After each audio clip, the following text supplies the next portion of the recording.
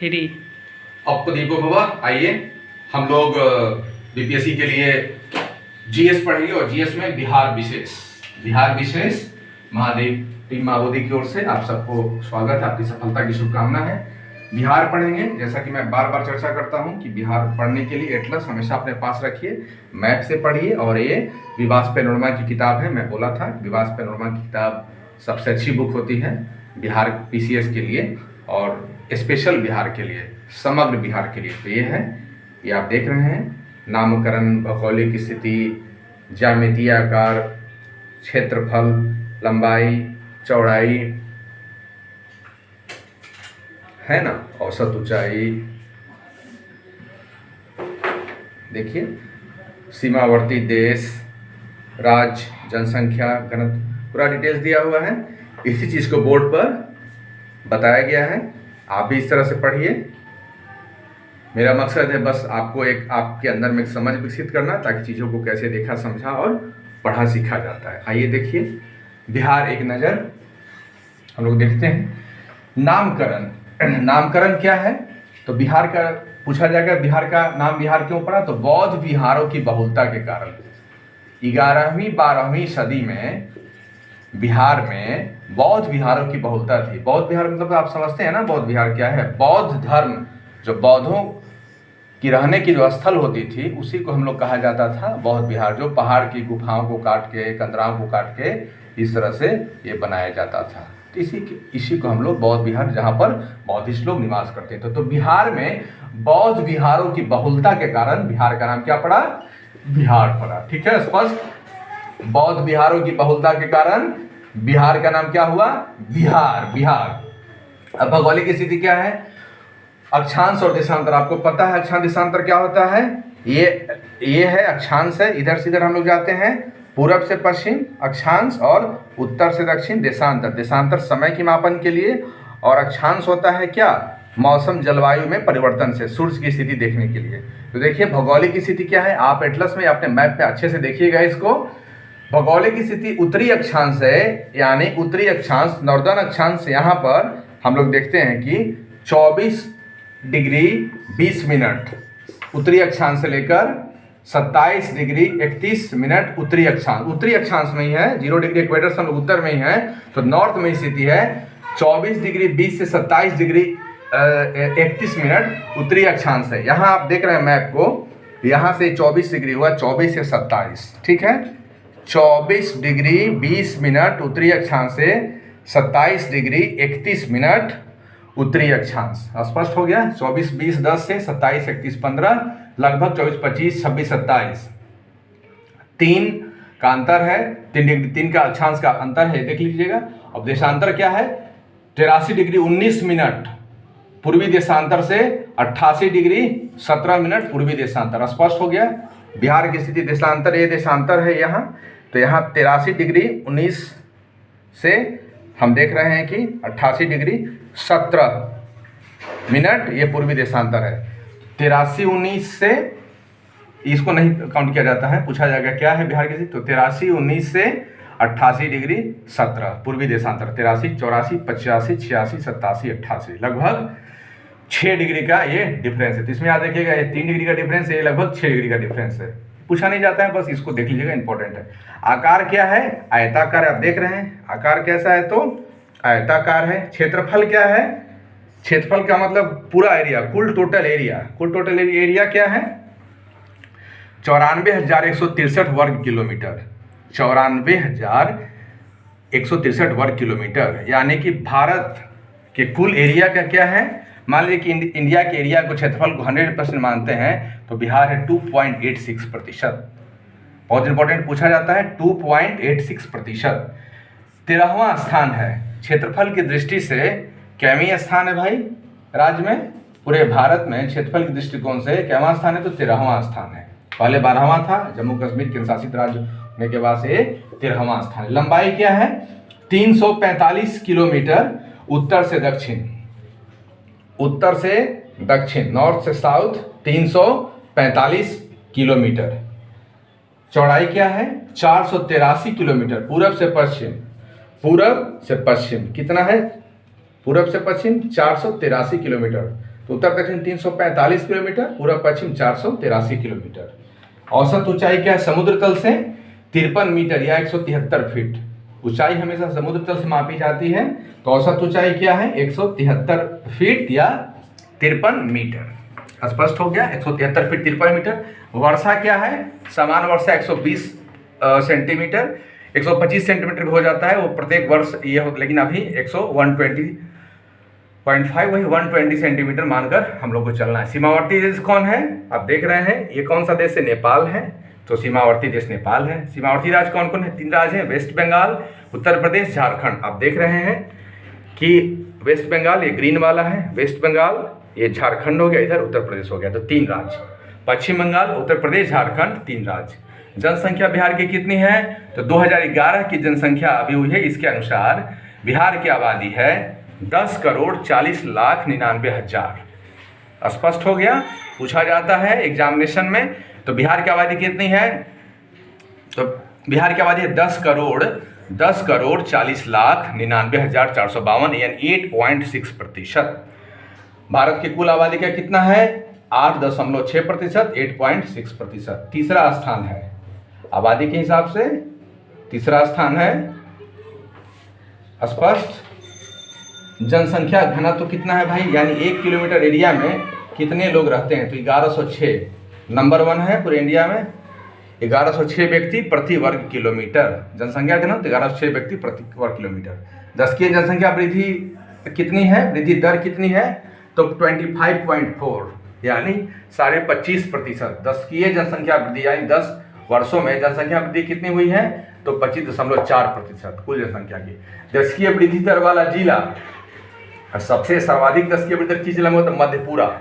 मधेपुरा की आबादी जो है सो मैप में देख लीजिएगा, यानी 31.8 यानी 32% के हिसाब से दशकीय वृद्धि दर हुई है। यानी 10 वर्षों में मधेपुरा की आबादी सबसे ज़्यादा बढ़ी है। और न्यूनतम दशकीय वृद्धि दर कौन है? अरवल, जहानाबाद से अलग होकर बना है अरवल, दक्षिण बिहार में। तो अरवल की दशकीय वृद्धि दर सबसे कम है, न्यूनतम है, यानी 19% लगभग।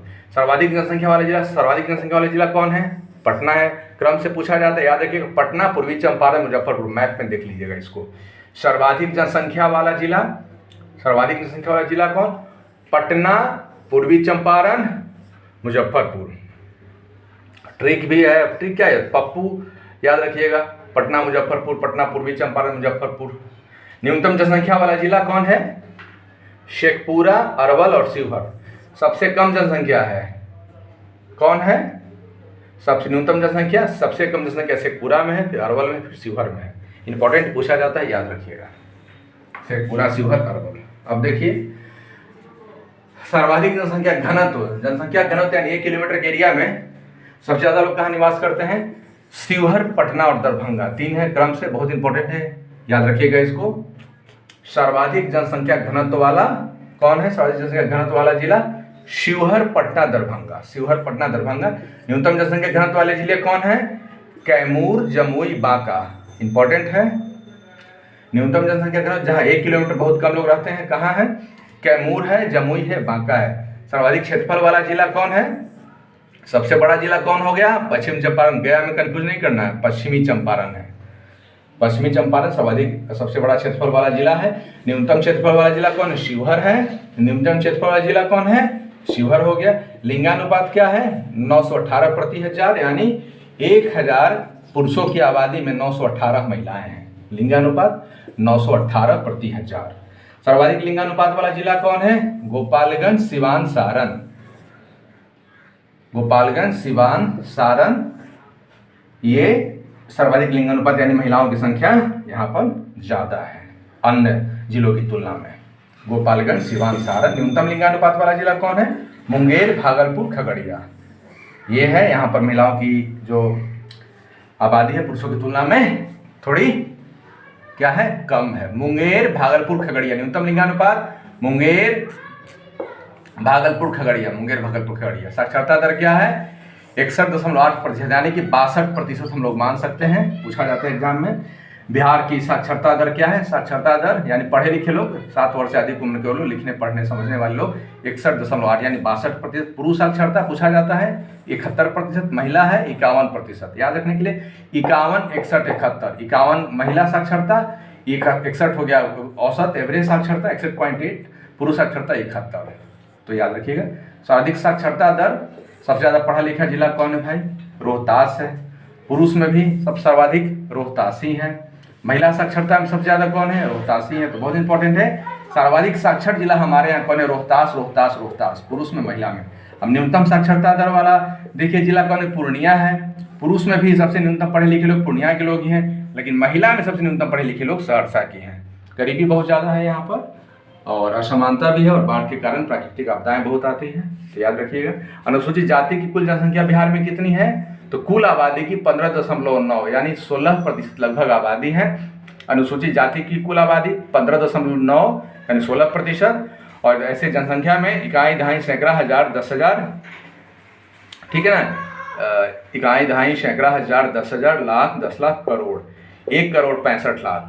स्पष्ट हो गया? 1 करोड़ 65 लाख 67,000 ये अनुसूचित जाति की इनकी जनसंख्या है। जनजाति की जनसंख्या क्या है? ये महज हमारी कुल जनसंख्या के 1.3%, 1.3% है। अनुसूचित जनजाति याद रखिएगा, है ना? ये एससी और ये शेड्यूल ट्राइब की आबादी 1.3% और इनकी आबादी लगभग है हमारे यहाँ 13,36,000 के आसपास। ये पूर्वी चंपारण, पश्चिमी चंपारण में थारू जनजाति है। अब बिहार में कितने जिले हैं? तो बिहार में जिले हैं 38 जिले हैं। 38 जिले मैप में देख लीजिएगा कौन जिला कहाँ है, किसे किसे लगा हुआ है। 38 जिले। प्रमंडल कितने हैं? 9 प्रमंडल हैं। जिलों से मिलाकर प्रमंडल बनाया जाता है। और अनुमंडल, जिलों से नीचे 101 अनुमंडल है। इंपॉर्टेंट जिलों के 38 जिला, 9 प्रमंडल, 101 अनुमंडल, गांव 45,103। लोकसभा सीट बहुत इंपॉर्टेंट पूछा जाता है 40 सांसदों को हम लोग चुनते हैं। MP member of parliament, Lok Sabha 40 seat. Rajya Sabha की सीटों की संख्या 16 है। बहुत important, Lok Sabha seat 40, Rajya Sabha seat 16, विधानसभा सीट, राज्य में विधानसभा 243 सीटें हैं, चुनाव होने जा रही है।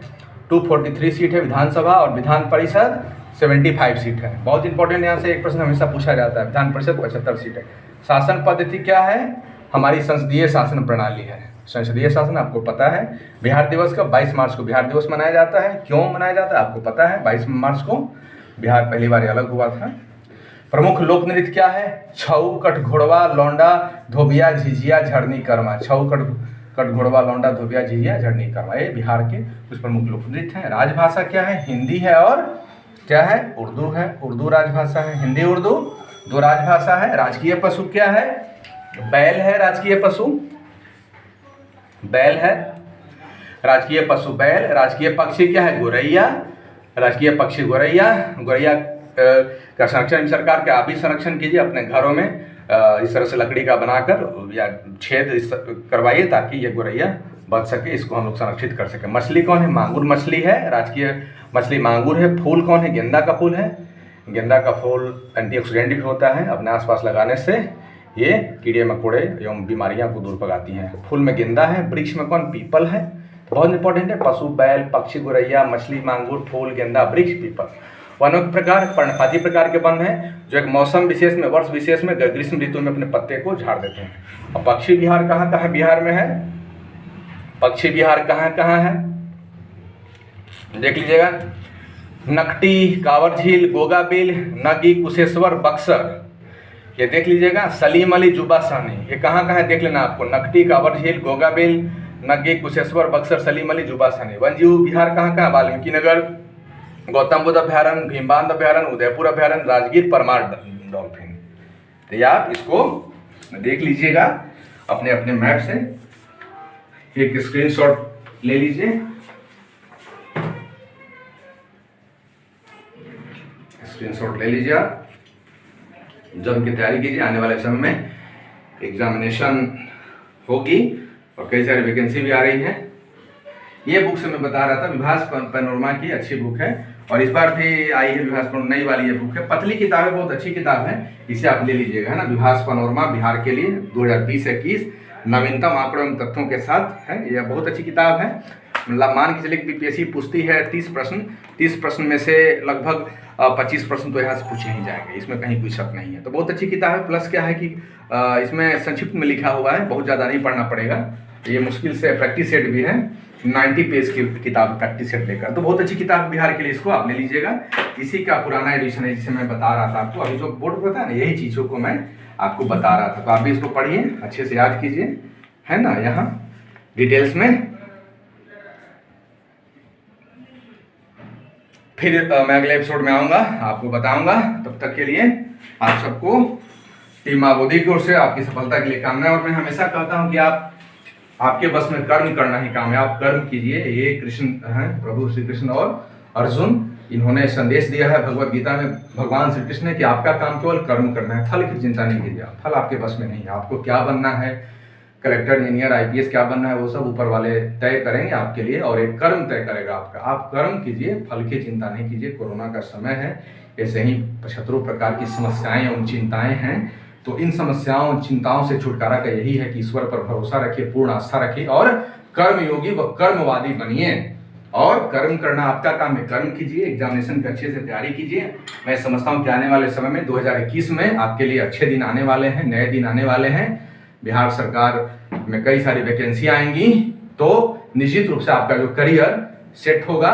और आप अभी जिस अवस्था में है, इस अवस्था को भी जिंदगी को जिया जाता है, बोझ नहीं समझना है। स्टूडेंट लाइफ गोल्डन लाइफ होता है, तो स्टूडेंट लाइफ का मजा लीजिए। कहीं भी है तो खूब मेहनत कीजिए, अपने आप पर कंट्रोल कीजिए और मेहनत करके अपने भाग्य को खुद से सजाइए, संवारिए। टीम माँ बोधी की ओर से आप सबको आपकी सफलता के लिए, और दुर्गा पूजा नवरात्र का पर्व चल रहा है, माँ जगदम्बा से आशीर्वाद है, उनसे दुआएं कामनाएं हैं।